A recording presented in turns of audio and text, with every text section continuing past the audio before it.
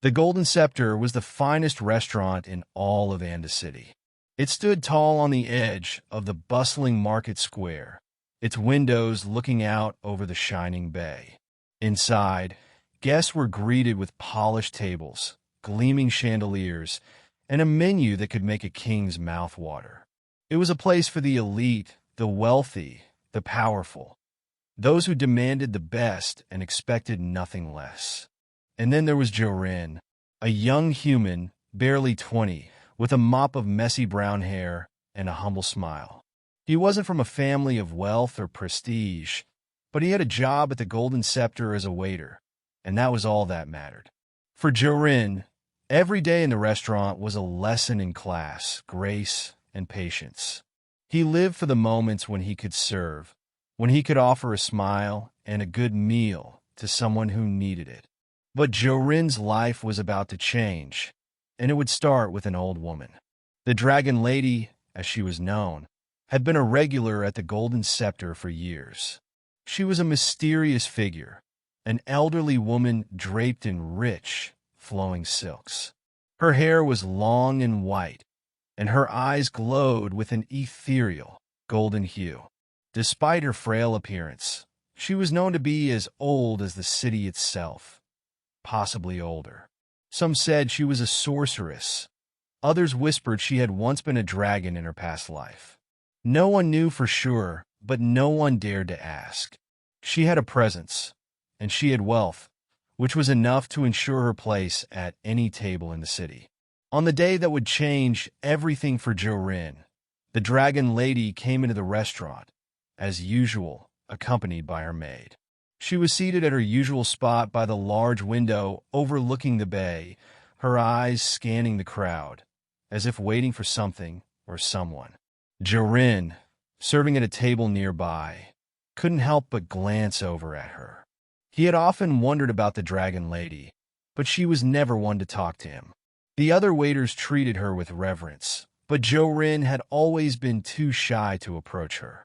As he poured water for another guest, a loud crash echoed through the restaurant. A plate shattered, and people began to murmur. It was the Dragon Lady's table. Jorin's heart skipped a beat as he rushed over, fearing the worst. The old woman had collapsed, her frail body slumping over the table, her golden eyes vacant. Her maid screamed, rushing to her side. Jorin's instincts kicked in. Without thinking, he dropped his tray and rushed to her. He knelt beside the Dragon Lady, placing a hand on her shoulder. "Lady, are you all right?" he asked, his voice trembling. Her maid, tears streaming down her face, sobbed, "She's gone.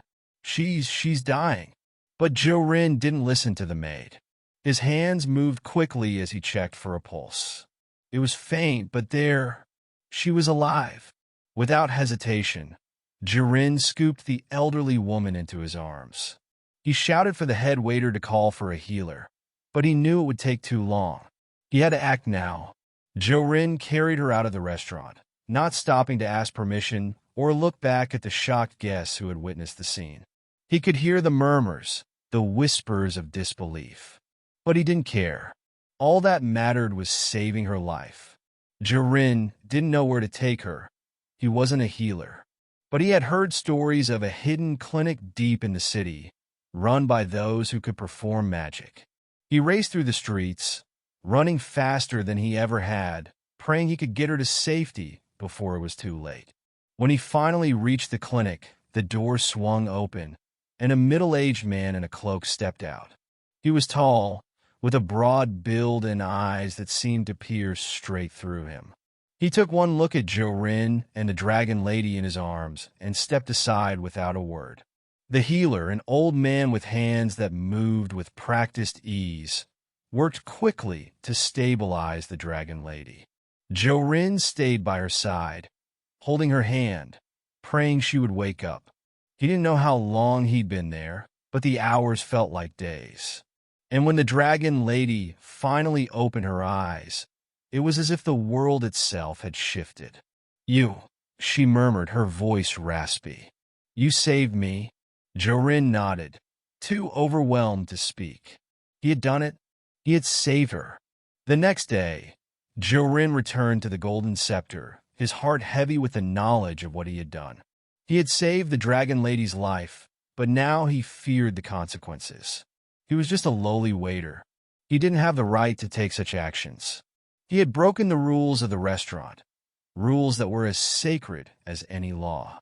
When he entered the kitchen, the head waiter was waiting for him, arms crossed and a stern expression on his face. "Jorin," the head waiter began, "what you did yesterday was reckless. You endangered the restaurant and disrupted the flow of service. You were fired, effective immediately." Jorin's heart sank. He had known this was coming. I saved her," he said, his voice shaking. "The Dragon Lady. I couldn't just let her die." The head waiter's expression softened, but only slightly. "You did what you thought was right, but you also broke the rules. There's no place for impulsive actions like that in a fine establishment." Before Jorin could protest, the head waiter turned and walked away, leaving him standing there with nothing. But then, as if by fate, a figure appeared in the doorway. It was the Dragon Lady, her eyes still glowing with that otherworldly light. Behind her stood a tall, imposing man in dark robes, her husband, no doubt. His presence was enough to make everyone in the room fall silent. "Is there a problem here?" the Dragon Lady's husband asked, his voice deep and commanding. The head waiter immediately bowed his head, but the Dragon Lady waved him off. "I have come to speak with the young man," she said, turning her gaze toward Jorin. The head waiter hesitated but nodded, stepping aside. "Jorin, is it?" the Dragon Lady asked, her voice warm despite her regal appearance. "You saved my life." Jorin nodded, unsure of what to say. He had expected anger, but instead, there was only a calm, knowing look in her eyes. "I owe you a debt," she continued, "and I will repay it." Before Jorin could protest, the Dragon Lady's husband spoke, his voice sharp and demanding. "This boy has no place here. He broke the rules of your establishment. He should be punished." But the Dragon Lady turned to her husband with a glint of defiance in her eyes. "No," she said firmly. "He saved my life. If anyone should be punished, it should be me for allowing myself to become so weak. The young man has earned my respect." She turned to Jorin. "I want you to come with me," she said. "There are other places in the world where your skills can be put to better use." Jorin's eyes widened. "I don't understand," he stammered. I thought I'd be fired." The Dragon Lady smiled. "You were fired from this place, but not from what you were capable of. I see potential in you, Jorin, a potential that goes beyond waiting tables. Come with me, and I will show you what you truly are." Jorin's life would never be the same. The Dragon Lady took him under her wing, offering him a position in her employ far beyond anything he could have ever imagined. Her husband, though skeptical, soon realized that Jorin's heart was in the right place, and over time, Jorin learned not only the ways of wealth and power, but also the ancient magic that had made the Dragon Lady who she was. From that moment on, Jorin worked by her side, a trusted advisor and friend. His humble origins as a waiter in the Golden Scepter seemed a distant memory as he became a force in his own right. No longer just a servant, but a leader in his own way, carrying the wisdom of the Dragon Lady with him wherever he went. And in the end, the lesson was clear. Sometimes, it's the simplest actions, driven by the purest of intentions, that can change the course of a life.